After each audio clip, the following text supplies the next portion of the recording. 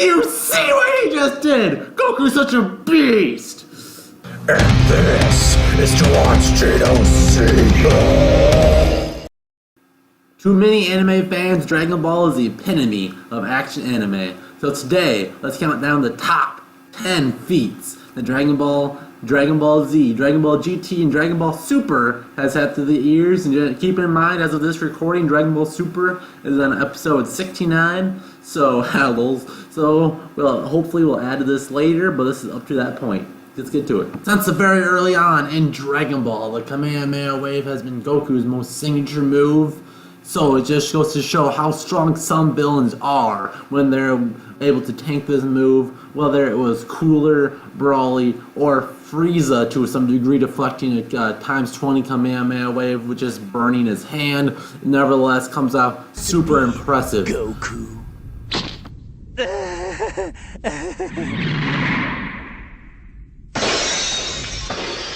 Frieza, the most important villain in all of Dragon Ball, was considered by many to be the best villain in the whole series. How did he start to be so influential? By destroying the home planet of the main character of the series, Goku, and another main character, Vegeta, destroying the whole planet where the whole race comes from. Now, of course, later on in the series, planet-destroying moves become the norm, and villains should be able to do it at will, and no trouble, as sources like Golden Frieza and Kid Buu do it later on in the show. But this time in the series, especially if you watch Dragon Ball Z Kai, it's in episode 1 where these characters aren't that strong at all. So this is why it's so powerful right off the bat. It's also very interesting to me because when Frieza transforms on Namek, Frieza says he can't control his power because it's too overwhelming. But when he goes to his final form, he can not get enough power on the blast to destroy Namek. Well, right away, anyways. It takes the classic 5 minutes to destroy it. But either way, the destroying Planet Vegeta was quite the feat.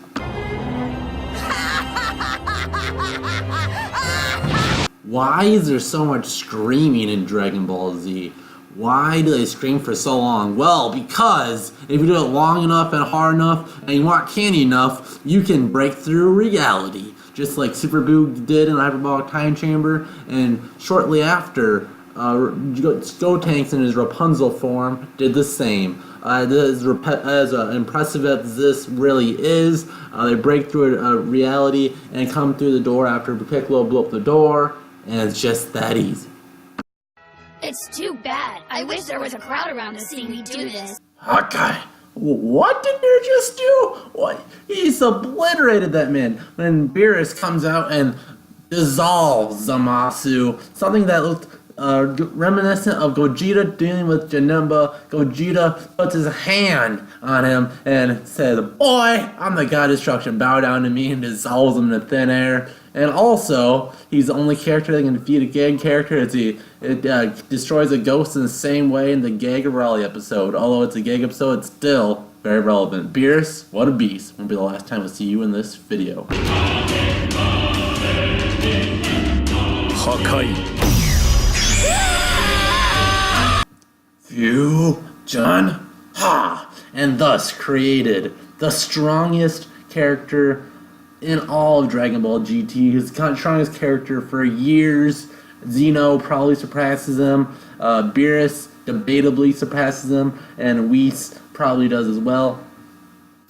But nevertheless, Gogeta, Super Saiyan 4. Gogeta was one of the strongest character alone. His no god status needed, and with just flicks of his eyes can bat away the strongest villain in Dragon Ball GT. He can also take away a negative energy ball, fill it up with his own positive energy, and deflect it into the sky to make it all sunny again. As weird as that is, that's GT for ya. But nonetheless, Super Saiyan 4 Gogeta, what a beast.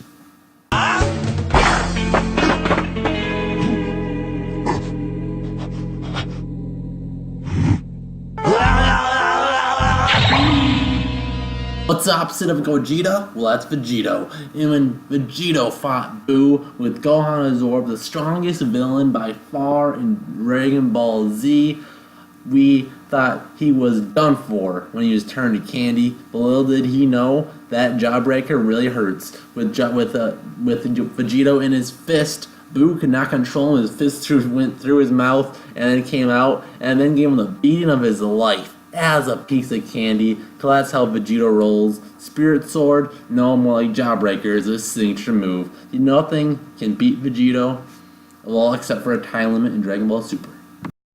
Yeah! I'm no ordinary candy. I'm a Jawbreaker, the strongest piece of candy there is. Don't be a fool, Majin Buu. You can still surrender. It's Perhaps the most intriguing feat in all of Dragon Ball was the fact that future Bulma could create a time machine. Now this one is a suggestion from my coworker Meech, but he told me, this really makes sense. Think about Bulma in the future didn't have any need to build the time machine until the androids came. That's when she thought that'd be a good idea, and it was such a selfless thing because it probably wouldn't even help them. The best case scenario is that they can bring Goku back, but Goku, according to the power of the time, wouldn't be much help as future Gohan was about the same power level as Super Saiyan Goku, and in the manga, the androids weren't even at half power when they fought against him. So the whole world was in Paris, and she was just building a time machine for some type of hope because they were out of it. And thinking about how she got all the materials is really outstanding.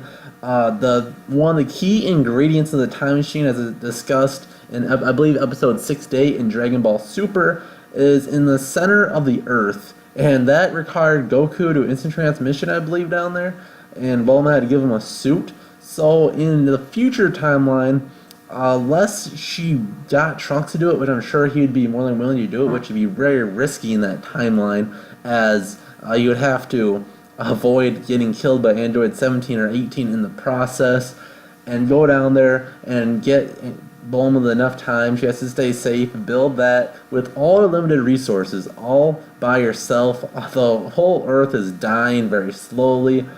She doesn't know if her base is going to get destroyed by the androids. The gods themselves didn't even think it was possible for humans to build a time machine, and Bulma, our girl, from episode 1 of Dragon Ball, comes through building a time machine that even in the present timeline in Dragon Ball Super, that Bulma is having a very hard time figuring it out, although she's very, very close to, but Beerus destroyed the blueprints at the end of episode 68. So it looks like, if anything, it'll be down the line, and the fact that future Bulma did it in such a fast time under that duress is quite the feat. Yeah, maybe no planets were destroyed, but nevertheless, very respectable. Hey, what you reading there? Hi, Mom. I'm back. Yes, I see. Wow. Now, back to the action. We fast forward to the first real fight in Dragon Ball Super. God Goku versus the God of Destruction, Beerus. And with this, in just a matter of punches, the universe could be gone. Just a few punches, force after force, was crumbling the universe as they knew it. Man, the power of God is impressive. あと何回かあの二人がぶつかり合ったら Oh yes, Trunks just killed the Masu, but he's immortal. What's going on? Yes, just like that. So Masu does something that no villain before him could possibly do. Get immortality and then take over the universe. Yes, just like that, his zero mortal plan was seen. He heals every single living human that's weak enough, apparently, that we've seen on planet Earth, and presumably the whole entire universe in his destruction. His catastrophic entity is even seen in the original timeline. Lord Beerus sees it and gets very upset. That means you're doing a good job destroying if you upset the God of Destruction.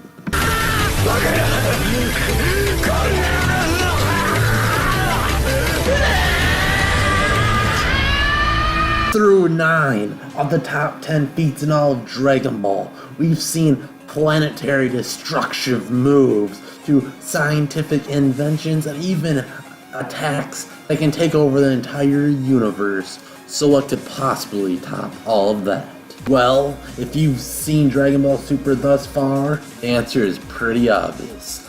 Zuno destroying an entire universe at no struggle whatsoever.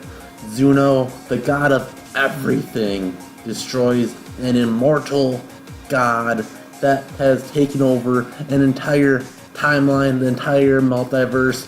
Zeno, in a flash of light, it's the biggest feat in all of Dragon Ball.